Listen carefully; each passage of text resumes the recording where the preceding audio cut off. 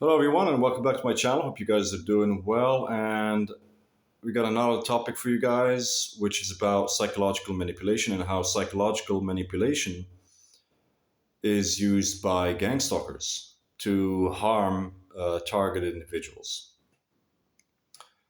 Of course, psychological manipulation is used extensively in gangstalking.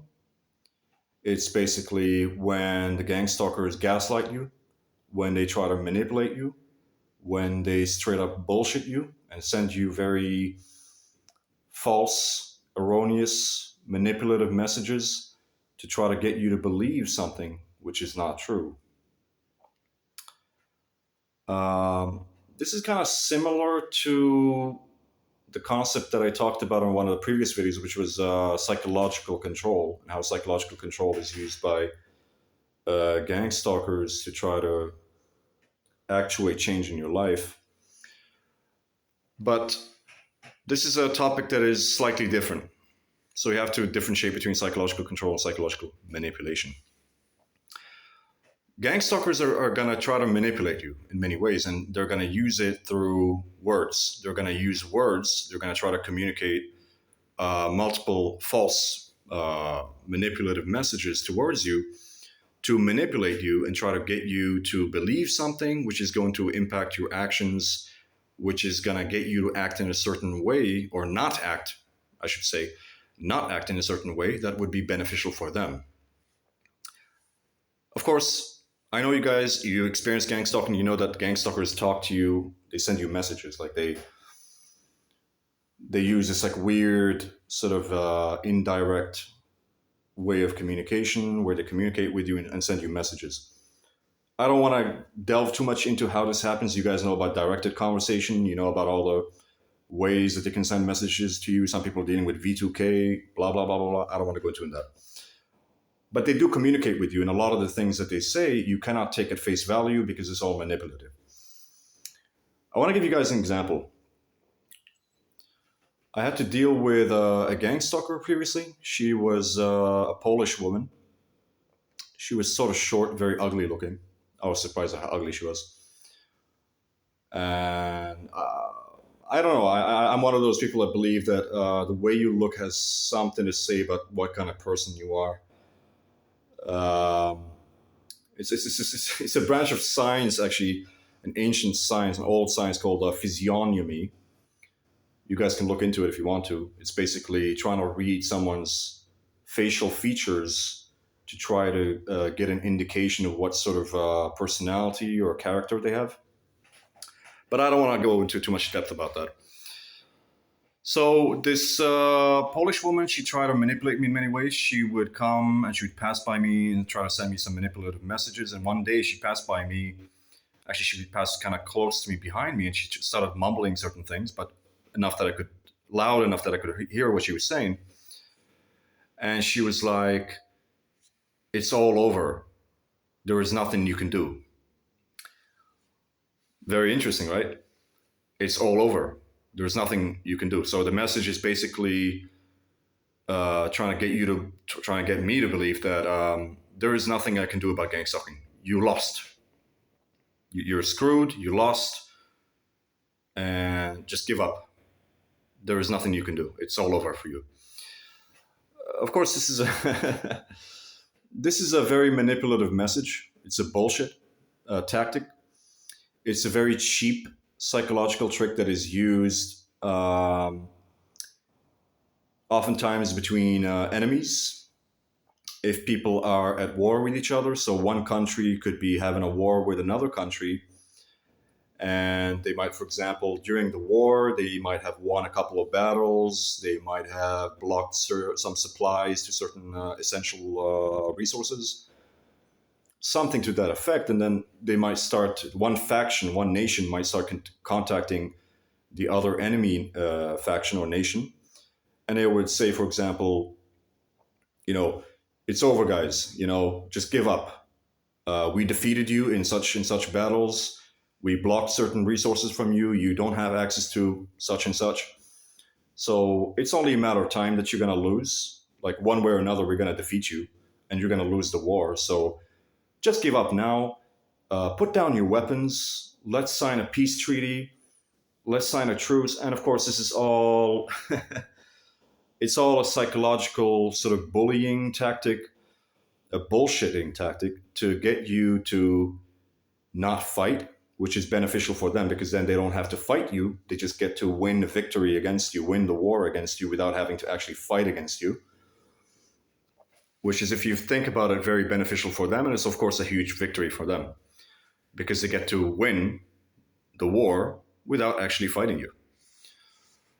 It saves their resources, it saves their manpower, it saves their soldiers, it saves a lot of things. So, and of course, during the truce and the peace treaty, they're going to ask for some pretty egregious terms that you would not consider to be fair in any way.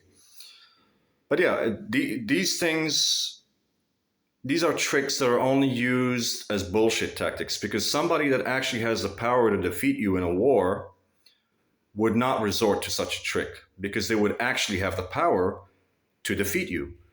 They would be more focused on plotting against you, planning the next strategic moves and the battles they're going to fight against you and how they're going to win against you. And if they were really capable of winning the war and they were confident in this, because they are, they would show it. They would just show it. They would shut up. They wouldn't say anything, and they would just do it. So these cheap words have been used in the past multiple times during wars to convince the enemy, put some psychological pressure on them. Like, guys, look, you're going to lose this, just give up, don't fight. That's complete nonsense, of course. In a war, you should always fight back. You should never give up. Waving the white flag has never been a good choice of action. We've seen that, for example, during I don't know if you guys are like history buffs. I am kind of. But there was this huge war between Carthage and Rome that happened a long time ago. And that was called the Punic War. And basically at the end of it, the Romans besieged Carthage, like the literal capital of the Carthaginians. And they basically just said to them, you know what, we're not going to fight you. Give up, lay down your weapons, and everything's going to be fine, And of course, they lay down their weapons, and what do the Romans do? They come into the city of Carthage and they slaughter every fucking Carthaginian. They slaughter everyone. So, yeah. It's also used as a pressure point in situations like, for example, when the police is trying to get, let's say, a kidnapper or maybe a terrorist to just give up. They would say such a thing. For let's say, for example, there's a terrorist in a building and he's got a huge group of people hostage. They got weapons, they got everything, and they got a big group of hostages. What the police is going to do, they're going to say, hey, we're not going to sit here and negotiate with you guys. You guys are surrounded. We got a lot of troops. We got a lot of police officers. We surround you. You are dead. You are screwed. One way or another, we're going to get what you want. We're going to get to you. We're going to save the hostages, and you're going to be arrested. You're going to be caught, and you're going to go to jail. Or worse. So, you know what? Lay down your weapons, release the hostages, and we're going to give you a better deal, for example, like in court or whatever. Like, things are going to be better for you if you just give up, right? It's used very often in I'm not going to say negotiations because the police doesn't negotiate with terrorists, but it's used as a psychological trick to manipulate and deceive the terrorists into just giving up and releasing the hostages. And it does, funny enough, it does actually work, by the way. Because of the stress of being in such a situation, for the terrorists, for the hostages, for everybody, it can actually work. But anyway, I segued into a little bit just to explain to you what I'm really getting at. These manipulative messages that are being used by gangstalkers to manipulate you, to get you to believe that there is nothing you can do about gangstalking. There is nothing you can do to fight back. There is nothing you can do to protect yourself. You're dead. You're screwed. That's it. It's just a matter of time before they kill you, or it's just a matter of time. That's it. There's nothing you can do. This is a manipulative. message. It's a manipulative tactic, and it's a cheap manipulative psychological trick, which is used basically by people who are one or two things. Either they do not have the power, which they claim that they have, because if they had you surrounded and there was nothing you can do about it, and it was all over for you, they would have proven that with actions. But we often see time and time again, there is a lot of targeted individuals that are doing just fine.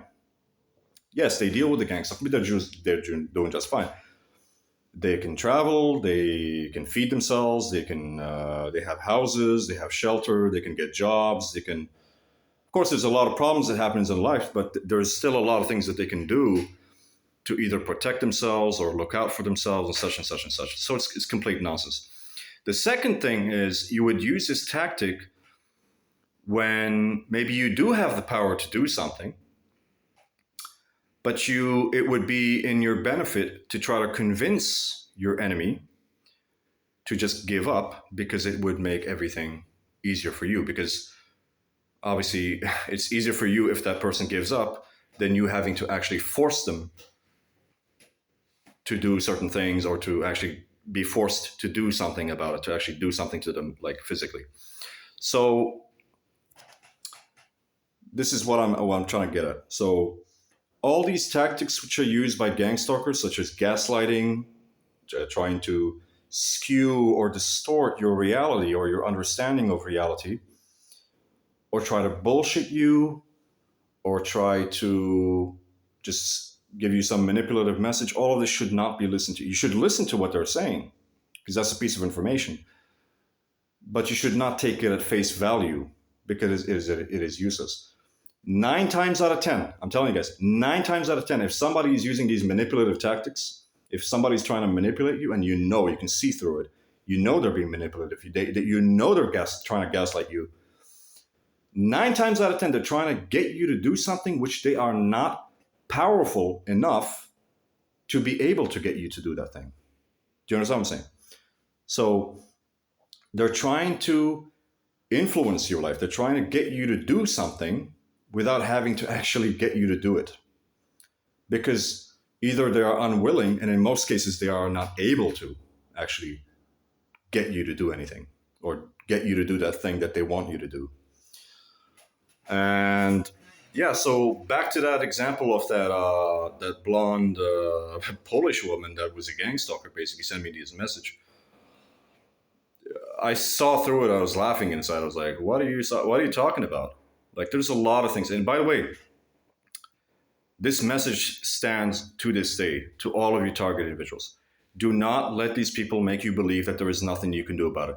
There's a lot of things you can do to protect yourself. You can get weapons, you can get surveillance in your house, you can get a dog. There's a lot of things you can do to protect yourself. There's a lot of things that you can do to get resources. There's a lot of things, other solutions that I've proposed. Like I said, for example, formation of an off-grid TI community. By the way, other people have done this before. There is a guy out there called Chris LaSala. He went to an off-grid location, and he claims that he was being targeted by the devil. He believes in gang stalking, but he interprets it as being the devil that is doing this, because he's Christian. But anyway, went to an off-grid location and created an off-grid community in a remote place in America. And he created a religious community. It's called BDS. And it's all legit on paper. They are registered by the state. They are legally registered. There's nothing fishy going on. Created his own community, totally gated.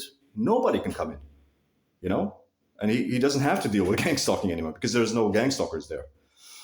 So that's the thing, guys. Don't let these people make you believe that there's nothing that you can do. There's a lot of things that you can do. We can get together. We can form an off-grid TI community, a remote place. We can live in absolute fucking peace. In worst case scenario, there's things you can do to fight back. I mean, I'm one of the people, I don't believe you can fight back legally. So, guys, I don't think anybody can fight back legally when it comes to gang stalking, because gathering evidence, nearly impossible to prove. And I don't think even the police or the courts or whatever are going to side by you. Here's a question for you guys. There's been millions of people that were targeted over the fucking decades. Has any one of them managed to prove their gang stalking and do something in a legal fashion, to do something legally, like in court or whatever? Yes, against one person, maybe one stalker who is stalking them. But when it's gang stalking, nah, you can't. No way you can. But yeah, you can fight back. Maybe you could also, I suggested that it's also possible technically if you want, guys. I mean, if you want to go down that route, you can fight back. And I mean, really fight back. You can create a group of people and you can chase these people down, catch them, beat them up. You can kill them even if you want to. But of course, you'd be risking a lot of things, obviously, with the law and all that stuff. But I'm not going to go into too much depth with that. Back to the main topic, basically, is the message is this. Don't let these people, just because they are saying things and using manipulative words to gaslight you and manipulate you and get you to believe that there is nothing you can do about gang stalking. Absolute nonsense. They are saying this. The very fact that they are saying this to you, trying to bullshit you, trying to manipulate, trying to play with your head, is proof that 9 times out of 10, these people can't do nothing. If they were actually capable of doing something, they would have done it. They wouldn't need to send you all these manipulative messages to try to get you to believe that there's nothing you can do about it. If that was true, it wouldn't be needed to say these things. I want to give you guys more examples from my personal life to explain to you just how manipulation works and why if you become stronger mentally and smarter, you can start to see through these deceptions. And that's why I do read a lot about psychology, because I think it's very, very useful to strengthen the mind and to start to have some discernment, to be able to see through all the lies and the manipulations. Basically, the way it works is that the stronger you become, the smarter you become, the more you're able to notice all these psychological tricks that are being used against you and to not react to them the way that the manipulative person is trying to get you to react. I want to give you a couple of examples from my life. Yeah, so I had met this woman a while back, a couple of years ago. I've known her for a while, but we were never really close. We went to school together, basically. So one day I contact her and say, hey, you want to go for coffee? She's like, oh yeah, I want to go for coffee. So like, cool. So we go for coffee, have a good time, we laugh, drink some coffee, go for a couple of walks, whatever. It's all cool. Exchange numbers. No, I had her number before. But yeah. Then we stay in touch and we talk for like 2 weeks or something like that, sort of on and off. And then we meet the second time. We go to this Turkish restaurant, and funny thing, she paid, but whatever. I didn't have a job at the time. And then I suggest, hey, let's go to your house. I want to check out your place. And she's like, yeah, why not? And then we go, of course, to her place, and you guys know what happened. I sleep with her. We have sex. Funny thing, we stay in touch, and then she calls me after that a couple of days later, and guess what she says? You guys are going to find this really funny. She tries to manipulate me. She tries to use manipulation to force me into a marriage with her. So she says, basically, when I'm talking to her on the phone, notice this, guys.